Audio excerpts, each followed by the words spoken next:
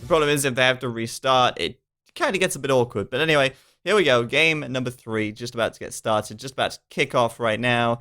Here we go, here we go, here we go.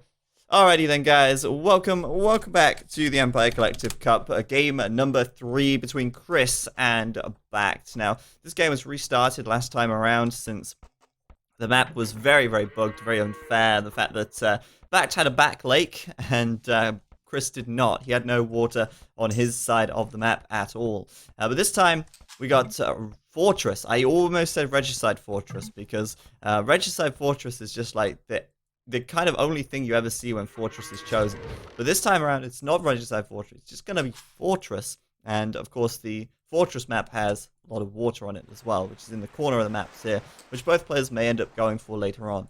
But Fortress is cool. I like Fortress a lot, and this is Chris's home map. Now, down to the south of the map, we have Chris himself. He's in the blue, and he's playing as the Chinese. And up to the north of the map, in the red, we've got BacT. And surprise, surprise, he's playing as the Mayans.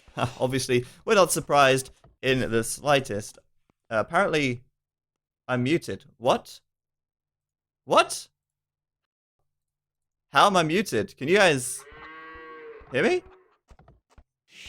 People in the chat saying that I am muted, but what's going on? What's going on? I'm not muted, guys. I don't know.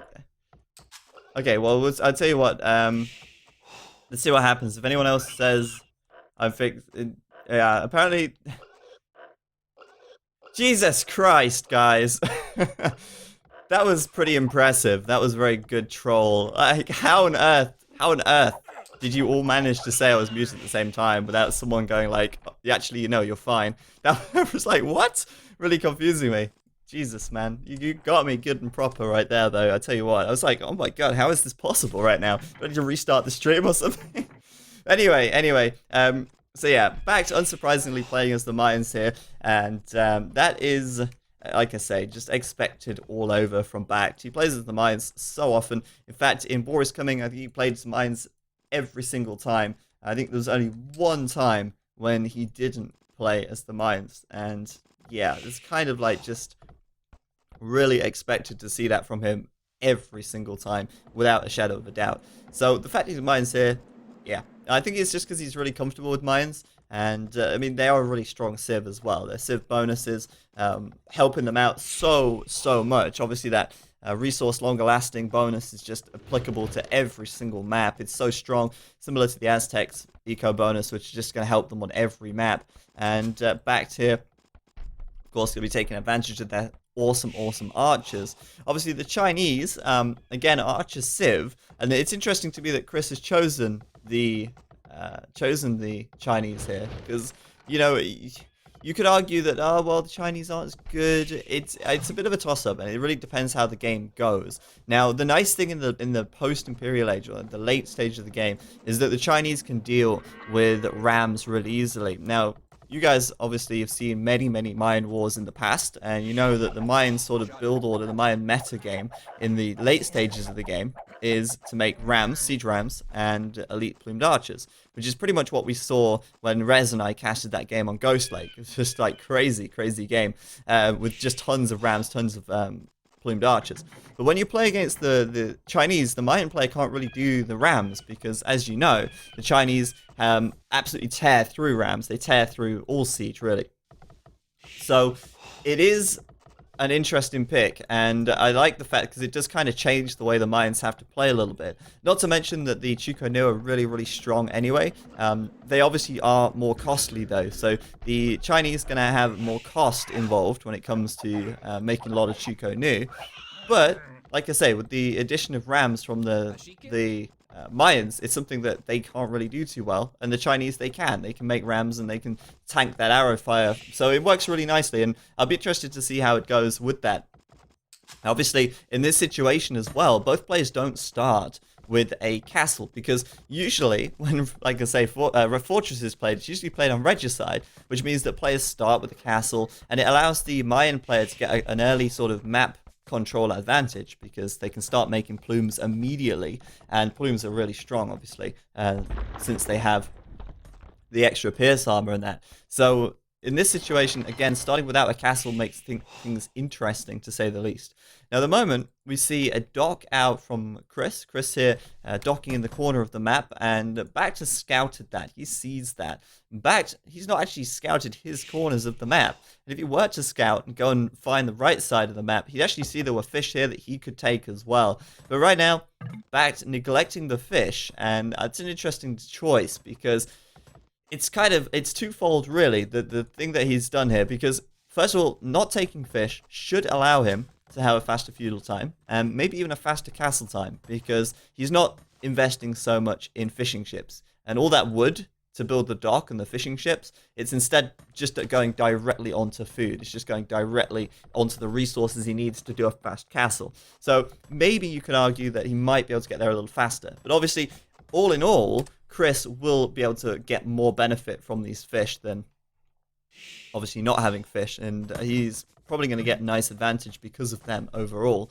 But BacT perhaps going for more speed here. You can see he's already up to the feudal age, or way ahead of Chris in this situation, and he's done 3 less villages and 5 less fishing ships. So Chris really investing more in infrastructure in the Dark Age. BacT seems to be going for speed. And you can see he's already taking stone as well. So his strat here will be to do a castle drop as soon as he gets up to the Castle Age. He's not messing around with any fishing ships or anything like that. But for Chris, yeah, I mean, he's going to be playing it a little slower, I imagine. He's still going to be doing a fast castle, since both these guys start with walls, and you will always do a fast castle in an arena, for instance. But with the fish here, yeah, he's going to be taking it a little slower paced, but it's going to be really, really strong from him as well. At the moment, though, no stone from Chris, which is interesting. And it makes me wonder if Chris will bother taking stone at all, or if he will, I don't know, maybe try and boom. I feel like booming would be a little risky, since his gold's on the front, and BacT could shoot from behind the wall with his plumed archers. And if he wants to build another TC, he's probably going to want to do it outside of his walls as well. And there's not that many places that would be good for him. All of his gold's out on the front, and there's no real tree lines or anything here either. So I feel like for Chris to play super duper defensive and boomy would not be a good idea. And it does seem like he will instead be going for a stable blacksmith, which indicates he's going to go for knights. And I actually really like that idea from Chris, because this is so strong from Chris. What Chris is doing right now is so strong. Now, as you can see, BacT will be up to the Castle Age first. So, he has clicked up first. That is expected since he's not made any fish. But the fact that Chris now, he's obviously closed the gap a little bit between feudal and castle. But since he's going for scout, well, he's doing a scout. He probably just want to scout the map a bit more. But since he's doing knights once he hits castle, not only does he have the fish really supporting his eco and bringing him a lot of extra food, he's also going to have a lot of gold villagers, because he doesn't need so many villagers on food as well to bring in the food income. Chris can be able to make a lot of knights. He's going to be able to do that very fast. And the main difference really is that Chris not having to take any stone here means that he's not had to spend villager time gathering stone. BacT has 6 villagers gathering stone, whereas Chris has, well, a lot more, 6, 7 villagers on the gold there. So obviously he is going to be able to make knights really quickly. He's going to be able to do it faster than BacT will get a castle and plumes. And knights are pretty strong against plumed archers as well, before the plumes get all of their upgrades and get to a good mass. So I think Chris doing a very good thing here. Now, BacT trying to catch Chris off guard a little bit perhaps, and building a sneaky dock on that left-hand side. It's worth noting as well that Chris is ahead in villages also at this point in time, yet he's really close behind in the Castle Age upgrade. Now, right now, Chris actually does not know about that dock. He's got no idea what's there at all. BacT, once he gets castle, will do a fire ship out here. There's no question about that. But for Chris to lose this water now, you got to ask, is that really a big deal at this stage? Well, he's already taken all the big fish. There's just a couple of shore fish left, and yes, they're going to be really valuable. But even if he loses the fish now, they've kind of paid for themselves already. And Chris is really going to be switching focus here, I think, into getting more aggressive. Now, he's doing a second TC on the right side anyway, and he's actually doing a third TC on the left side, which is really kind of very far away, miles out, not really close to any resource other than wood, which is pretty interesting. I imagine Chris will do a few knights now as well, but it's good to see he's not actually neglecting his eco. It's just awkward because there's no real nice places for him to put his town centers here. BacT, as we saw earlier, taking a lot of stone, and as a result, very, very, very quickly building that castle there and the fire ship on the water as well. So Chris can say goodbye to his fishing ships, but they've, like I say, already kind of paid for themselves. Chris has a lot of food from them, and if you just have a look at the food income at the moment, you can see that Chris is way ahead on food, he's way ahead on wood, and he's ahead on gold as well. The only thing he's not ahead on is stone. And all of that stone for BacT has been sunk into that castle. And he's got to keep taking some stone as well, of course, to pay for the second and third town center. So the second TC coming up for BacT, but BacT doesn't have enough wood for a third TC yet. And now, of course, that castle's up. He'll be making some plumes. Whilst Chris sort of patrols the map with some cavalry here with this knight. And he'll be able to take down some plumes pretty easily with just a couple of knights. Chris... Lots of farms coming up on the left side, on the right side, and yeah, I mean, I was kind of surprised at this. I'm kind of surprised he's opting to boom quite hard. I think it's still a solid choice. There's nothing wrong with that, but the TCs are in really, really awkward places, like I say, and I feel like Chris has to get good map control here, otherwise gold is going to become a real issue. And against the Mayans, of course, they're going to be going for those plumes very quickly, and they'll be going for map control pretty quickly as a result of that. So BacT might find some villagers pretty easily. You know, he could come on this right-hand side and kill a villager very easily from Chris. At the moment, he doesn't have Bodkin arrow, but that's not unusual. Players will tend to just get fletching if they do a fast castle and make plumes. They won't typically do Bodkin arrow straight away, since they're going to need those resources, that food, to supply their TCs with villagers, and... yeah, it's a bit expensive to do Bodkin arrow immediately at this position. But Chris fighting these plumes here, he's going to intercept them. 4 plumed archers against 3 knights, and you can only imagine really how that's going to go. As Chris does scale barding armor here. And scale barding armor coming in. Also wheelbarrow for Chris as well. I think that was wheelbarrow for Chris earlier on. Pretty solid, and that's going to really help him out a lot. So I feel like Chris is in a fantastic position, and surprisingly, I don't know how bad Geoffro has managed this, but he's not actually killed all of Chris's fishing ships either. Even though Chris has built nothing on the water. BacT, not able to kill the fishing ships. That's kind of a direct result of the line of sight of these ships. They have so little line of sight that he's not even noticed there's 2 fishing ships here still fishing away. So Chris getting away with absolute murder right now, and Geoffro opting to do a monk from a monastery, which is a very good choice considering he's up against knights here. Chris still not going to want to engage straight away on this, and surprisingly he actually cancelled his... Okay, that's interesting. He cancelled his upgrade on scale barding armor. He didn't actually do it, which is kind of weird. I'm surprised he cancelled that. Maybe he didn't have enough food to keep villagers coming out for a moment, but I find that very unlikely considering he has so many farms out. He's also doing handcart right now, and like I said right at the start of this game, the Chinese need one hell of an economy because doing a lot of Chuko Nu is expensive. And Chris here, it looks like, you know, with all these knights coming out, it looks like he might even be tempted to go down the route of Cavalier once he hits the Imperial Age, because there's no doubt he'll be doing a pretty fast imp time here with all this eco coming up so fast. He's also currently now doing scale barding armor for the second time. This time's actually going to be done and actually going to finish it. Obviously, he's going to need that against these plumes here. But no bloodlines or anything like that. He's really conserving the wood, the food and the gold. And it seems like he'll be going imp in like 2 minutes or so at this rate. He's really not going to be...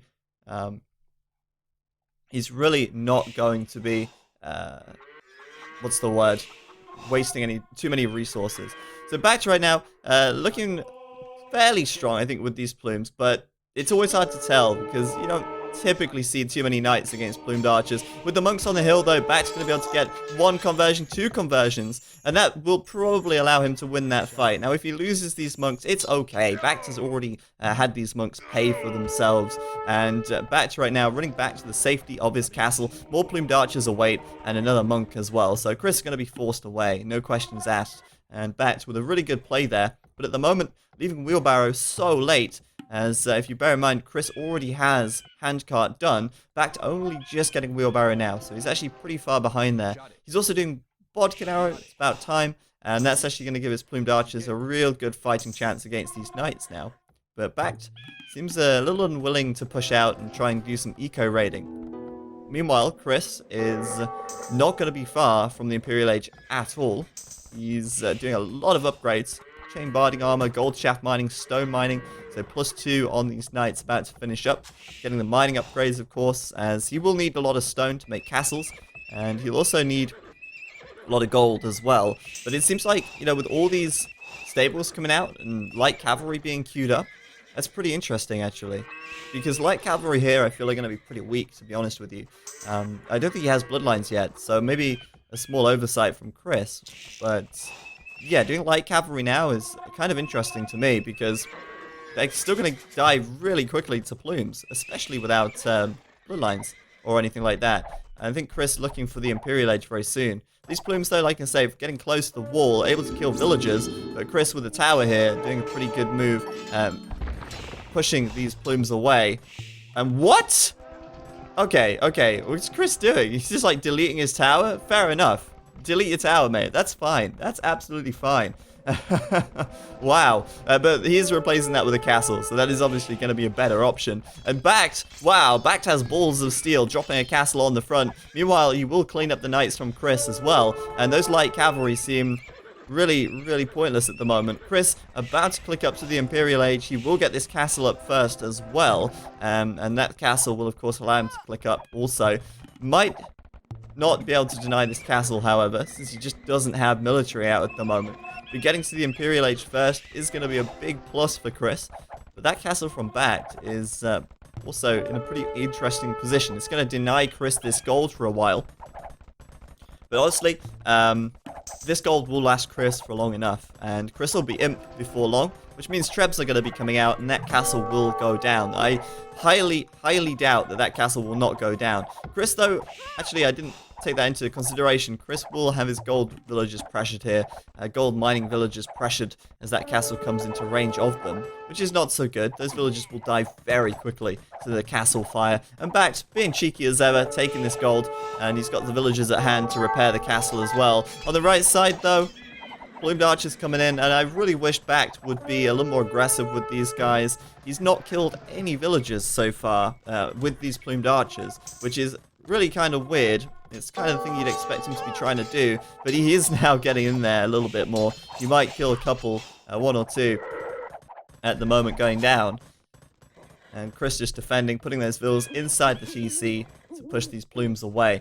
But hey, look at this. BacT not far from the Imperial Age either. The Mayan's pretty strong eco, but he has only done this on 2 town centers. So he didn't rush up that third TC. It's only just going up now. As a result, he's able to do a faster Imperial time. And I think BacT actually doing the right thing there. Definitely. Even though he's behind by, what's that, about 13 vills. He's down by 13 vills. That's not too bad. And he's not going to be too slow to the Imperial Age here, which I think is a really important thing to keep in mind.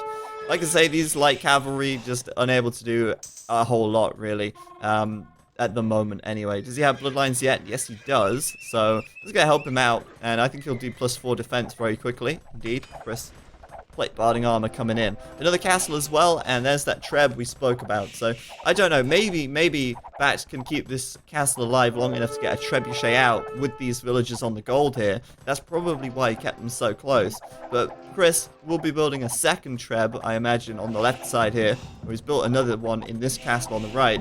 So, yeah, I mean, I imagine that castle will fall as he now transitions into Chuko Nu, which is, of course, totally expected. But good play by BacT on the right side. Nice micro. And he's doing leather archer armor right now to get +2 defense. And keeping those plumed archers as bunched up together as possible. Killing a bunch of light cavalry as well, which is pretty solid. And getting these guys in a good position. Not allowing Chris to surround them. That's the key. These guys are getting a bunch of kills. I think Chris with a little bit of a misplay there. Leaving these guys sort of idle on the left side while the plumed archers got away with killing so much. +2 defense as well, making it a little easier for these guys to stay alive. And bracer chemistry on the way up for BacT. So BacT's looking really strong at the moment. And castles coming up for both of these guys. What is it with these guys putting castles up next to each other? It's kind of funny. But I think this is kind of, for BacT, this is not good at all. Sure, he'll get a treb out, and Chris misses his opportunity to kill it there, which is unfortunate for Chris. but losing castles as the mines is really not good, and as Chris comes over with these light cavalry, he may just deny this castle actually. He is building his own just next to it, and I actually thought BacT would get that castle up first, but Chris coming in at just the right time with the light cavs, they're able to clean up the plumes since they're in an open area and they're easy to disrupt and kill when they're not bunched up like they were down here. And that castle for Chris will go up first. So unfortunately for BacT, unable to get a good castle up here. And whenever he's put a castle up, aside from this first one, it's been immediately pressured by Chris. And for BacT, that's terrible, because he needs to get castles out. That's where he gets the staple. It's where he gets the majority of his army from. Like 99% of BacT's army is going to come from castles, as he does plumed archers. And if he has no castles, he can't make plumed archers. So that's really bad news. And Chris's light cavs here, I think they've actually done pretty well. He's saved himself losing this castle perhaps, and actually they're still now on the prowl looking to do some raiding as well, and obviously with +4 defense and bloodlines, yeah, these light cavalry could do a lot of damage if they get into Badger for his eco. Now for BacT here, he can't really go down the route of Eagle Warriors either, and that's a kind of an awkward position for him, because if BacT can't do Eagles, then like I say, he only has the option of plumed archers. And the reason he can't do Eagles in this situation is because of the Chuko Nu from Chris. Chuko Nu will tear through Eagles pretty effectively due to just how much damage output they have with their multiple arrows. And you know how it works. I made a video about the Chuko Nu a while back. It's really interesting. They're a really fascinating unit. And the reason why they're so strong is just the sheer number of arrows that they fire and how those arrows function. But yeah, this castle from BacT going down, unsurprisingly here. It's going to be going down in just a moment. And Chris just still making those light cavs, which is kind of cool. Currently doing leather archer armor, fletching ballistics. He's getting ready to really go down the Chuko Nu route, it seems. He's also done elite skirm as well, in case gold becomes a problem. But I don't think gold will really become a big issue for Chris at the moment. And you know what? Is he actually doing many Chuko Nu? I think he is. I think he's saving his gold for upgrades and actually opting to go for mass skirms, which is also a pretty solid choice, considering he doesn't have a huge amount of gold income right now. He could have taken the gold on the front here, but he's still only taking it from his main gold pile. So as a result, yeah, I mean, he's playing it safe, I suppose.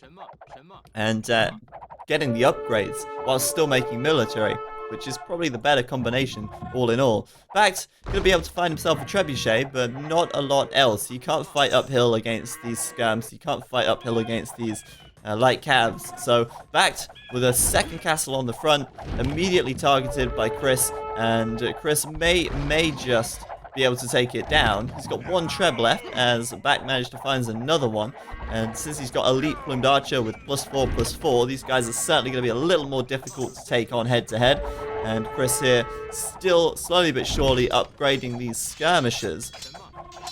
But I really think Chuko Nu would be maybe a little better for him at this stage if he could just take the gold on the front. I mean, he could do that. But at the moment, he's so many farms. He's got, just real quick, 62 farmers. He's got tons of farmers, 126 villagers. And it seems like he's really just pushing for light cavalry, which is kind of interesting. And I don't know if that's really that strong in this situation. Obviously, if he can take down the plumes with trash, that's all good, since he is saving gold overall, and the more gold you can save, the better, I suppose, in the long run. But this is kind of an interesting, build from Chris here. Alright, so taking gold on the front. It's like, okay, I'll take the gold right out in the middle of nowhere, and not the gold right in front of my base, which is fine, I suppose. But yeah, I really think Chris could go for Chuko Nu now, but maybe he feels like he doesn't need to. BacT only has one castle left. In the back of the map, Chris is raiding with a couple of light cavalry that they'll get dealt with very quickly by the towers and the TCs. But yeah, with only one castle, BacT really doesn't have much military production. Looks like he might do Onager though, if he could get the resources for it. If he does Onager, it could be interesting. And BacT now doing El Dorado. Okay, so BacT does seem like he will go down the route of Eagle Warriors, but my question is, will he get El Dorado before this castle goes down? The answer is no, the castle's gonna fall, surely. No way, no way. Oh my god, it had like 80 health left. before BacT got that upgrade. And jeez, if Chris had done, like, if he had one less villager repairing that castle, I think Chris would have got that then and there. Wow. So there you go. That's insane. Alright, so BacT just managing to get El Dorado here, and he is going to go for some eagles. The problem is, he's only just getting Elite Eagle Warrior now, and during this time, whilst he's trying to do these upgrades, his eco's being gutted. Chris is killing so many villas on the front here. He's taking down the TC. He's killing the villas on the gold. He's killing everything, and BacT doesn't even have +1 defense on the eagles yet, although the Elite Eagle Warrior upgrade has just completed. Now, of course, eagles in this situation will be fairly strong. The elite skirms here going to be disrupted by eagles pretty quickly, pretty heavily. But you've got to bear in mind that Chris hasn't actually done Chukonu yet, and he could still go down that route. If he does go for Chukonu, like I say, the eagle's really not going to work out. And at the moment, they're not working out for him anyway. And I suspect we'll see GG from BacT any second now as he falls below 60 villagers nearly. And that means that Chris has double the eco. He's got nearly triple the military. And he's pushing forwards here and killing everything. So there you go. Chris doing Elite Chukonu and Rocketry, which is, of course, going to allow him to take full advantage of his Chukonus, making them do a lot more damage with Rocketry. And the Elite upgrade, of course, just always best. Always good. Get the Elite upgrade, isn't it? Goes without saying, the Elite upgrade is going to make your units better. But yeah, I mean, this is just going to be a walkover now for Chris. For BacT, he's just relying on eagles, and I don't think that's good enough. At the back of the map, there's 3 knights he converted earlier on, getting a few kills. Oh my god! Chris! Look at that! Talk about replenishing your lumber camps. It doesn't look like Chris has noticed that these guys are traveling 3 miles uphill both ways to go and drop that wood off, sending his villagers to go fight the knights. Interesting. If only he had supremacy right now. He's going to lose a lot of villas back there, but I don't think he cares. He's still pushing forwards on the front. Cavalier is done, and that'll allow him to kill these eagles a little better as well. And Chukonu, Cavalier just heading across the map. 8+6 attack, 4 defense, elite upgrade done, firing 5 arrows each volley. And the Trebs just pushing forwards. I bet Chris wishes it was actually Regicide now, so he could go and kill BacT's king and get the GG much faster. But BacT is calling GG anyway, and what a great game from Chris. What an absolutely awesome game from Chris. He played that one really well. Very aggressive as soon as he hit the Imperial Age. But until the Imperial Age, he was actually sitting back, booming up. His TC locations were horrible because he just didn't really have many options there. And I feel like BacT really kind of went wrong in the fact that he didn't do much with his plumes. He rushed up to get a castle. He rushed the castle age. He got a castle as fast as he could. He made plumes as fast as he could. And then he didn't kill anything with them, which I felt really didn't help too much. And it kind of actually led him to falling behind in his economy. And that's the thing. If you build a castle and you sacrifice your 2nd and 3rd TC to do that, to make plumed archers, you better well kill some villagers. Otherwise, the other guy, Chris, in this situation, will have 3 TCs. He will have more villagers, and he will have a bigger eco. And ultimately, like I say, the Chinese need that big eco because their unit's generally more expensive than just plumed archers. So Chris going to get the win. Well played by him. And I'm going to tab many times here to update the scoreboard. It's 2-1 as we prepare ourselves for the 4th and final game, which is coming up in just a minute. It's going to be on the TEC round.